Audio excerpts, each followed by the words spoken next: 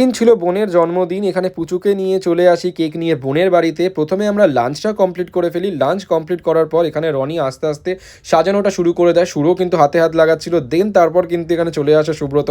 অনেক বছর পর ব্যাঙ্গালোর থেকে এলো। দেন এখানে কাজটাও প্রায় শেষের দিকে সাজানোটা। তারপরে আমরা এখানে কিন্তু দেখিয়ে দিলাম রাইস আর চিকেন কষা করছে মা। ততক্ষণে আমাদের সাজানোটা কমপ্লিট হয়ে যায়।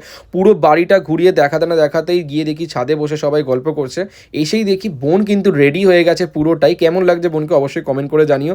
তারপরে সবাই এখানে চলে আসে, রনির বন্ধুরা সবাই থেকে শুরু করে বং পোলার পুরো গ্রুপ। আর এখানে নাচ গানও শুরু হয়ে যায়। আমি আর মাম্মাম একটু নাচানাচি করার পর দেন কেক কাটিংটা শুরু হয় অবশ্যই। আর বোন খুব খুশি হয়েছে, এখানে সবাই খুব এনজয় করেছে। আর এই বড় ব্লগ এসছে, অবশ্যই কি দেখে আসতে পারো। কেক কাটিং, কেক খাওয়ানোর পর চলে আসে ডিনার পর্ব। সবাই কিন্তু লাস্টে ডিনার করতে এখানে বসে গেছে।